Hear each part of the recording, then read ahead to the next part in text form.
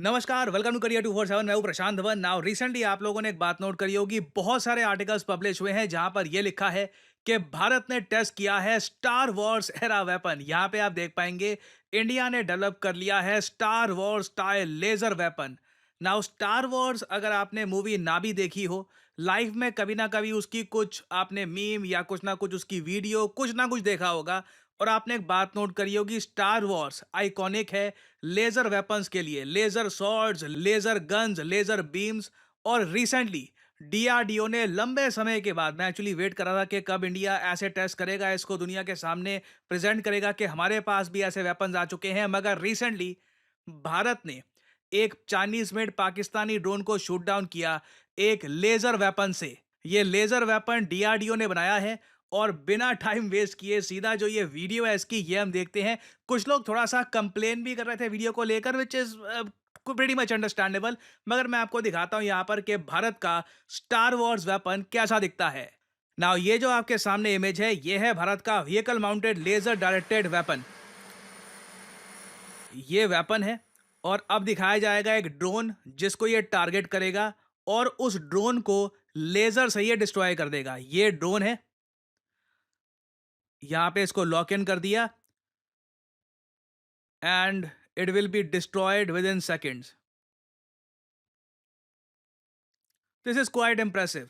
Honestly मैं wait कर रहा था भारत ये कब करके दिखाएगा। इंडियन जो आर्टिकल्स हैं इसके बारे में आप अगर पढ़ोगे तो उसमें ये बात तो लिखी है कि चाइनीज ओरिजिन जो ड्रोन है इसको हमने यहाँ पर शूट डाउन कर लिया, और काफ़ी एक मैं कहूँगा अच्छी एक अचीवमेंट भी है। But at the same time मुझको यहाँ पर यह भी ऐड करना पड़ेगा कि ऐसा नहीं है कि सिर्फ कुछ गिने चुने कंट्रीज के पास ये टेक्नोलॉजी है, यूएस, चाइना, रशिया वगैरह, ऐसा नहीं है। बहुत से देश भारत से पहले ऐसी टेक्नोलॉजी बना चुके हैं। और मैंने कई बार ऐसे कंट्रीज की जो ये लेजर वेपन वाली वीडियो है इस पर शॉर्ट्स अपलोड करी है, वीडियोस अपलोड करी है। और आप सबको मैंने ये कहा था कि काश भारत भी इस टाइप का वेपन जल्द से जल्द बनाए। अगर मैं यहाँ पे आपको दिखाऊं, चाइना ने साल 2006 में, अभी 2025 चल रहा है, 2025 में भारत ने ये वेपन डेवलप किया है।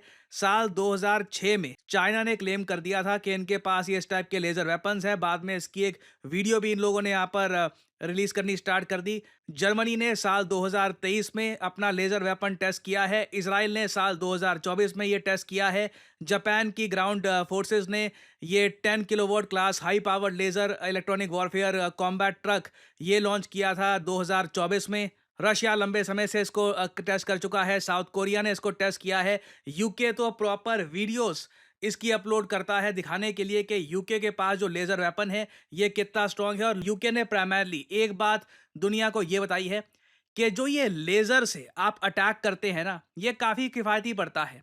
वैसे आप अगर एक ड्रोन को शूट करने के लिए जाओ तो हो सकता है कि आपको कई बार हज़ारों डॉलर का एक एम्यूनेशन यूज़ करना पड़े, कोई वेपन यूज़ करना पड़े, मिसाइल यूज़ करना पड़े। मगर जो ये लेज़र अटैक है बहुत सस्ता पड़ता है। एक बार लेज़र से जो आप अटैक करते हैं, सिर्फ $13 के आसपास इसकी कॉस्ट आती है। मतलब 1000-1200 रुपए में आप कह लीजिए एक बार में ये अटैक करता है। तो ये बहुत ज़्यादा किफ़ायती है। This is Dragonfire, the UK's first laser weapon. Able to shoot down drones and missiles with incredible accuracy, it could revolutionise how we fight wars. And this isn't an idea decades away, we're building it right now to fit onto our warships in just 3 years' time. Now ये आपने अभी देखा UK का dragon fire. Now एक बात मुझे add करनी पड़ेगी, जिस तरीके से यूके, यूएस अपने वेपन्स को ना दुनिया के सामने रखते हैं कि this is what we have created. मैंने एक बात नोट करी है, डीआरडीओ की जो पोस्ट थी ना उसके नीचे कुछ इंडियंस भी कह रहे थे ज़्यादा अच्छी क्वालिटी के कैमरा नहीं है आप लोगों के पास, थोड़ी प्रेजेंटेशन और इम्प्रूव कर लो। और ये चीज़ ना मुझे याद है बहुत टाइम पहले एस सोमनाथ साहब, लेजेंडरी इसरो चेयरमैन, बहुत इन्होंने अच्छा काम किया है, have a lot of respect for him. किसी ने उनसे पूछा था कि हम जो इसरो की भी हम लॉन्च करते हैं वगैरह, क्या हम वहाँ पे प्रेजेंटेशन पे ओवरऑल वहाँ पे थोड़ा सा और काम कर सकते हैं ताकि दुनिया के सामने जब ये वीडियोस आए तब और बढ़िया दिखे, प्रेजेंटेशन मॉडर्न दिखे। तो इसरो के चेयरमैन ने भी कहा, देखिए वो हमारी प्रायोरिटी नहीं होती। और ये कहीं ना कहीं हमको चेंज करने की आवश्यकता है कि जब ये वेपन्स हम टेस्ट कर रहे हैं, जब ये इवन इसरो अपना बहुत सारा जब काम कर रहा है, परहैप्स प्रेजेंटेशन में थोड़ा सा हम और काम कर सकते हैं। भारत की सॉफ्ट पावर इससे काफ़ी हद तक बढ़ जाएगी ना। वैसे अगर मैं आपको बताऊं ऐसे लेजर्स के रियलिस्टिक यूज़ के बारे में, कि अगर मान लो जेन्युइनली कल को बड़ा अटैक होता है, तब ये लेजर्स कैसे काम करते हैं, ये इजराइल ने करके दिखाया था।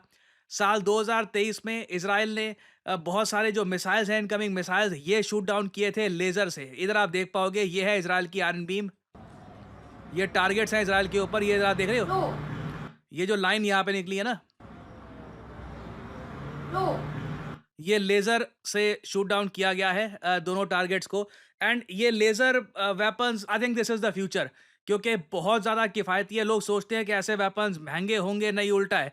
बस कैपिटल एक्सपेंडिचर है, एक बार को आपको बस ऐसे वेपन्स बनाने हैं, उसके बाद रेगुलर यूज़ के लिए इससे बढ़िया वेपन हो नहीं सकता। और भारत के लिए अच्छी बात यह है कि इन द फ्यूचर इंडिया इस टाइप के जो ये डायरेक्ट एनर्जी वेपन्स हैं, ये बहुत सारे बनाएगा। डायरेक्ट एनर्जी वेपन्स भारत बनाता है चेस के जरिए। चेस गेम की मैं बात नहीं कर रहा यहाँ पर, हम यहाँ पे बात कर रहे हैं centre for high energy systems and sciences के बारे में, जो बेस्ड है इन हैदराबाद। तो डीईडब्ल्यू वेपन्स देखिए, लेजर के हो सकते हैं, माइक्रोवेव वेपन हो सकते हैं, पार्टिकल बीम हो सकती है, साउंड बीम हो सकती है।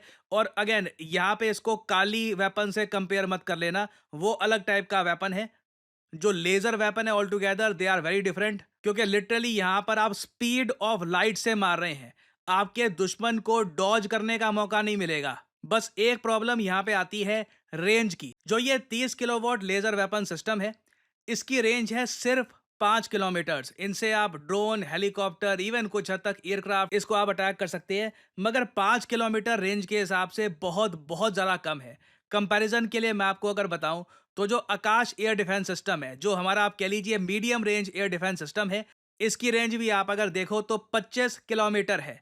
आप अगर फिर जो हमारे रशियन मिसाइल डिफेंस सिस्टम है उनको देखोगे, जैसे आप लोग जानते हैं S-400 मिसाइल डिफेंस सिस्टम की रेंज 400 किलोमीटर तक जाती है। तो 5 किलोमीटर, 400 किलोमीटर, ह्यूमंगस डिफरेंस। ये लेजर वेपन्स देखिए काफ़ी फास्ट हैं, काफ़ी चीप हैं, मगर जो missile based air defence systems हैं उनको ये रिप्लेस नहीं कर पाएंगे, सिंपली क्योंकि रेंज की प्रॉब्लम रहने वाली है। रेंज मैक्सिमम अगर मान लो कल को यहाँ पे हम एनर्जी बढ़ाते भी हैं, तो मैक्सिमम रेंज में मान के चल रहा हूँ, आई थिंक 15 से लेकर 20 किलोमीटर जा सकती है। उसमें भी आपको कैपिटल एक्सपेंडिचर बहुत ज़्यादा करना होगा। जो सिस्टम आप तैयार करोगे वो एक ह्यूमंगस मशीन होगी। सो एक बार को देखने में काफ़ी अच्छा लगता है और शॉर्ट टर्म वॉरफेयर के लिए काफ़ी काम का है। बट अभी इस टेक्नोलॉजी को इन द फ्यूचर आप और भी डेवलप होते हुए देखोगे। इसमें अभी और ब्रेक थ्रूज चाहिए, ताकि जेन्युइनली ये ऑल टुगेदर टेक ओवर कर ले डिफेंस इंडस्ट्री में। तो अभी देखिए, इस टॉपिक से रिलेटेड बहुत सी डेवलपमेंट्स होंगी, बहुत सी अच्छी न्यूज़ आएगी in the future. India in the future और भी इस टाइप के टेस्ट करके दुनिया को दिखाएगा। सो कुछ अपडेट्स होती है, मैं आपके लिए updated video in the future लाता रहूंगा। फाइनली आपसे यहाँ पे पूछूंगा एक सवाल। Okay, this is incredible. इतिहास में पहली बार रोबोट्स का हाई प्रोफाइल बॉक्सिंग मैच होने वाला है। जिस तरीके से अभी recently Jake Paul, Mike Tyson का जो बॉक्सिंग मैच है, काफी उसको प्रमोट किया गया था, उसी तरीके से दुनिया का पहला रोबोट बॉक्सिंग मैच होगा। दुनिया भर में इसका लाइव टेलीकास्ट किया जाएगा और ये इस पर काफी हाइप भी बन रही है आज के समय। बताइए, दुनिया का पहला robot boxing match, humanoid robots होंगे इनका बॉक्सिंग मैच, कौन सा देश होस्ट करने वाला है? ये है यहाँ पे आपकी ऑप्शंस, इंडिया, यूएस, जापान या चाइना। कमेंट सेक्शन में करिए उत्तर। जो लोग देंगे सही आंसर, उनकी कमेंट को मैं दे दूंगा हार्ट, ताकि बाकी लोग समझ पाएं कि सही उत्तर क्या है। और फाइनली आप लोगों के लिए एक बहुत इंपॉर्टेंट जानकारी, डेटा एनालिटिक्स एक ऐसा करियर है जहां पर एंट्री लेवल पे आप आराम से 3 लाख से लेकर 6 लाख रुपए पर एनम कमा सकते हैं। और धीरे धीरे अगर आप प्रोग्रेस करते रहते हैं, अपनी स्किल आप इंप्रूव करते हैं, तो एक बार को 15 से लेकर 16 लाख के आसपास पर एनम भी आप अर्न कर सकते हैं with reasonable amount of experience. और भारत में कई स्टडीज हो चुकी हैं कि ओवरऑल भारत में 97,000 से भी ज्यादा डेटा एनालिस्ट और डेटा साइंस जॉब्स अवेलेबल हैं। और ये स्टडी तो खैर आज से कुछ साल पहले हुई थी। जो जॉब्स हैं आज के समय, इनकी क्वांटिटी काफी हद तक बढ़ चुकी है। और मैं आप सबको कहूंगा कि जो बात भी मैं यहाँ पर कह रहा हूँ, data analytics as a career, data analytics कितना कमा सकते हैं, ये सब कुछ गूगल करके खुद चेक करना। क्योंकि प्रॉब्लम पता है क्या है, आज भी हमारे देश में जब एक व्यक्ति करियर के बारे में सोचता है, तो सरकारी नौकरी या इंजीनियर या कुछ मतलब बेसिक जो फ्रंट लाइन ऑप्शंस है ना, उसके अलावा उसके माइंड में कुछ आता ही नहीं है। जबकि आज के समय आप अगर देखो, जो न्यू एज जॉब्स हैं, इनके लिए आपको अलग टाइप की स्किल्स चाहिए। और कई लोग हैं वो डेटा साइंटिस्ट बनकर, डेटा एनालिस्ट बनकर करियर में बहुत अच्छी सक्सेस हासिल कर रहे हैं। और करियर 247 का जो डेटा एनालिटिक्स का कोर्स है, इसमें कई एस्पिरेंट्स ने रिसेंटली एनरोल किया है, क्योंकि ये अकेला कोर्स है जहाँ पे आपको लाइव क्लासेस मिलती है सिंपल इंग्लिश लैंग्वेज में, हिंदी इंग्लिश का mixture, easy to understand language. नहीं तो देखिए डेटा एनालिटिक्स का कोर्स आज के समय आईबीएम, गूगल, सब बड़ी-बड़ी यूएस की, यूरोप की कंपनीज ऑफर कर रही है, मगर वो इंग्लिश में होगा, प्री रिकॉर्डेड लेक्चर होंगे और बहुत ज़्यादा महँगा होगा। इंडिया में करियर 247 आपके लिए लेके आया है data analytics with generative AI course. याद रखिएगा, ये सिर्फ डेटा एनालिटिक्स कोर्स नहीं है, ये है data analytics with generative AI. हमारी फैकल्टी के पास ईयर्स ऑफ एक्सपीरियंस है इस फील्ड में। ये आपको ना सिर्फ डेटा एनालिस्ट की स्किल्स देंगे, साथ ही साथ आपको यही बताएंगे कि रेज्यूमे कैसे बनाना होता है, किस तरीके से बाद में आप जॉब हंटिंग कर सकते हैं, कैसे आप कंपनीज को अप्रोच कर सकते हैं, रेज्यूमे कैसे आप ऐसा बना सकते हैं कि कंपनीज जेन्युइनली फील करे कि you know what, I should hire this person. और ये डेटा एनालिटिक्स का कोर्स कंप्लीट करके आपको एक प्रॉपर सर्टिफिकेट मिलेगा। यहाँ पे आप देख पाएंगे ये सर्टिफिकेट, यहाँ पे साफ साफ लिखा होगा कि जो स्टैंडर्ड्स बना रखे हैं आईटी सेक्टर स्किल्स काउंसिल ने, उसके साथ ये कोर्स अलाइंड है, NASSCOM in collaboration with industry, approved by government. ये सारी बातें लिखी होंगी आपके सर्टिफिकेट में और आप कॉन्फिडेंटली जा सकते हैं जॉब मार्केट में and start your career as a data analyst. तो करना आपको सिंपली क्या है, वीडियो के कमेंट सेक्शन में जाओ, यहाँ पे आपको लिंक मिल जाएगा आर डेटा एनालिटिक्स बैच। ये 19 अप्रैल से स्टार्ट होगा, इवनिंग बैच होगा, इवनिंग में आपकी क्लासेस होंगी। तो अगर आप एक जॉब भी कर रहे हैं, आप साथ में सुबह कॉलेज भी है आपका, तब भी आराम से ये आप कोर्स कर सकते हैं। लिंक पर करिए क्लिक, यहाँ पे जो भी डिटेल्स हैं, अपना नाम, ईमेल आईडी, नंबर और of course discount code PD10 यहाँ पर डालना, ताकि आपको डिस्काउंट मिले। क्योंकि जो ये कोर्स का प्राइस है ये अराउंड 50 के आसपास है। अगर आप कोड डालते हो PD10 तो प्राइस काफ़ी ज़्यादा कम हो जाता है। अगर आप कोड नहीं डालोगे तो प्रॉब्लम आएगी। सो यहाँ पे आप कर दीजिए अप्लाई और करियर 247 की टीम आपको करेगी कॉल। वहाँ पे जो भी आपके क्वेश्चंस हैं ये आप पूछ सकते हैं। और अगर आप एक करियर बिल्ड करना चाहते हैं in data analytics, then start with career 247 course. So इसी नोट के साथ ये है वीडियो का अंत। Thank you for listening and as I always say, may the gods watch over you.